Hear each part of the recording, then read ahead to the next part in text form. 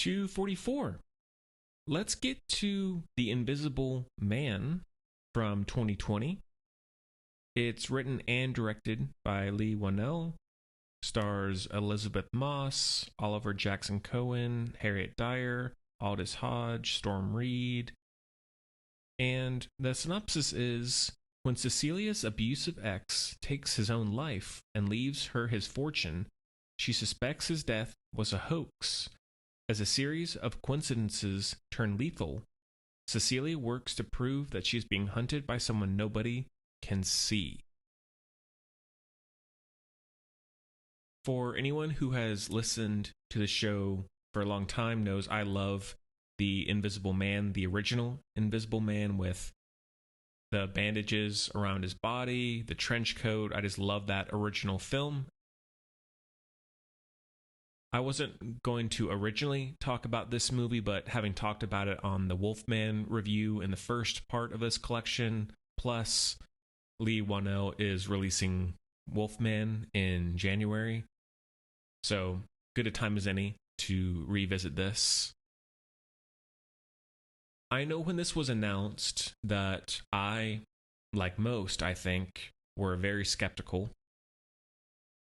It wasn't just a new adaptation, it was a reimagining a modern adaptation, and I was immediately thinking, okay, it's being done by Blumhouse. It's probably going to be terrible. It's going to ruin the overall concept and appeal of The Invisible Man.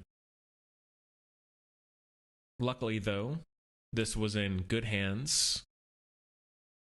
I had seen Upgrade, and Leigh Whannell also had a big part in the creation of the Saw franchise. Right off the bat, I really, really liked this movie. It's one of Blumhouse's best movies, I think, in the last decade. And easily one of the best quote-unquote monster movies in this realm, whether it's a classical adaptation like I just did with Victor Frankenstein or a reimagining like this one is. There's a time and place for both, but this one is vastly superior. Elizabeth Moss, I saw her first in Mad Men, which remains one of my favorite shows, and I've loved all of her work ever since. I think she's a fantastic actress. I try and watch whatever she does. She's really, really good in the movie. Everybody's good. But what makes this movie what it is, the writing, the direction, the editing, cinematography, it's so strong, it's so sharp. The commentary of, it really came right after or during the Me Too movement, so it for sure speaks on all of that. But to me, at least, in a very potent, resonating way. It doesn't feel put on or forced or artificial. The surrounding story, the overall story of Elizabeth Moss having this very abusive, powerful boyfriend, very rich and very well connected. For one, the opening scene sets the stage for everything. Like, I was immediately invested. The opening credits, even with the waves crashing against the rocks, but that very, very quiet, eerie opening of her trying to escape. We see the secluded mansion, but she is able to escape and thinks she's off scot-free. And then also she finds out that he commits suicide, or so people think. But of course, that's not actually the case, which she suspects. That narrative of her really portraying so well. I've never gone through this, thankfully. I have known people in this sort of situation, not entirely, but close to, at least in one way or the other, of trying to escape this abusive, controlling life of this partner.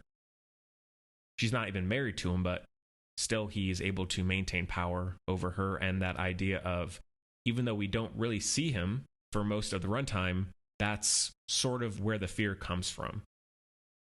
Is he watching me? Is he stalking me? Could he be in my friend's house right now? Could he call me? Could he, find me in this hospital room, etc., etc.?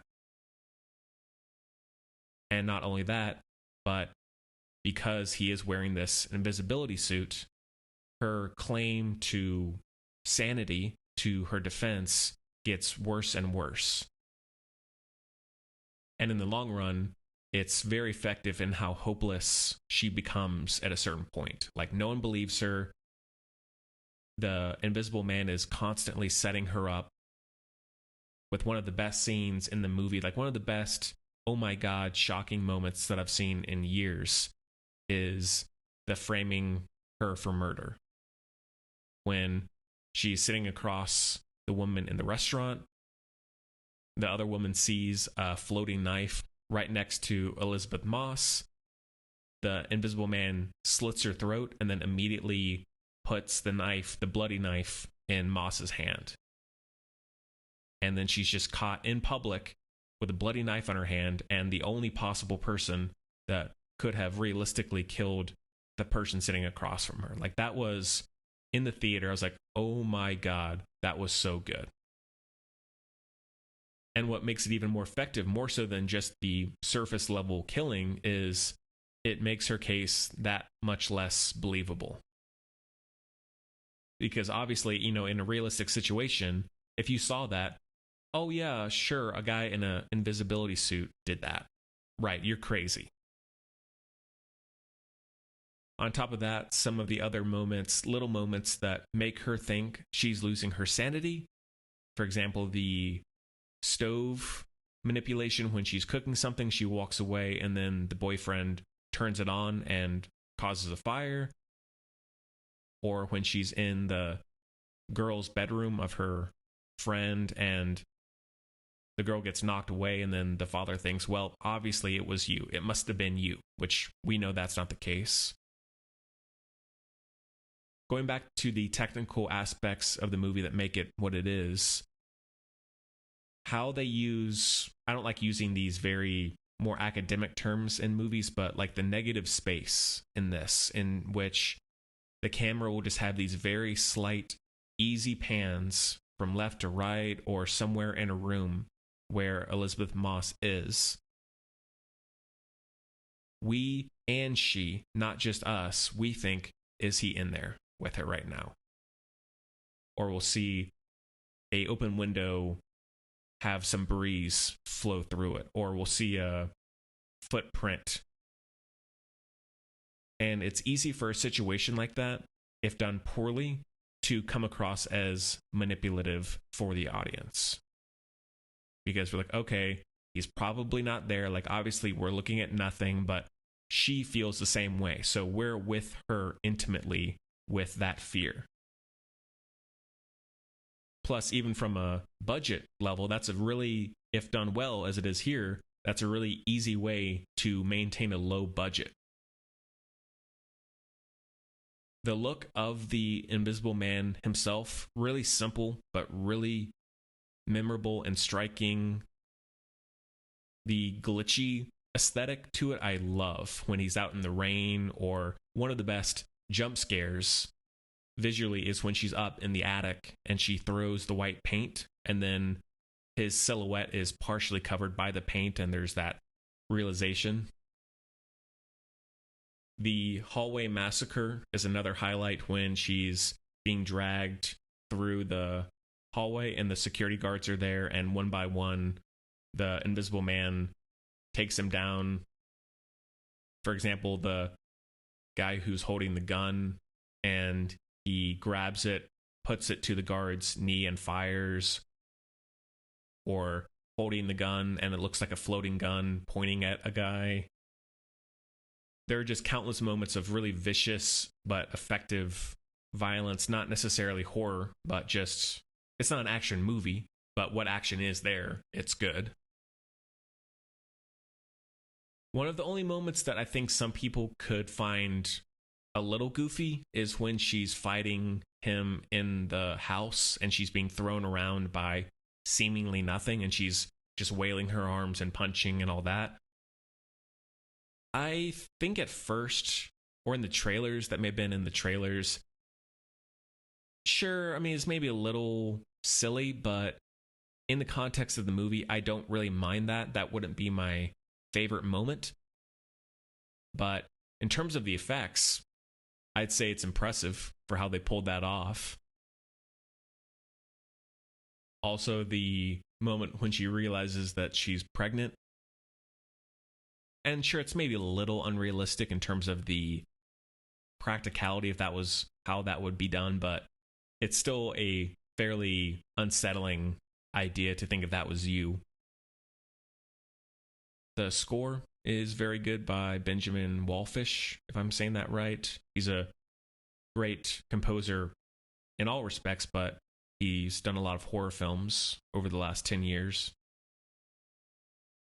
One of the only things that doesn't make it a 5 out of 5 as of now is the final act goes on a little too long. And I appreciate that the final chunk is about her regaining her power and control, taking down the boyfriend and moving on. That's a very good message to have.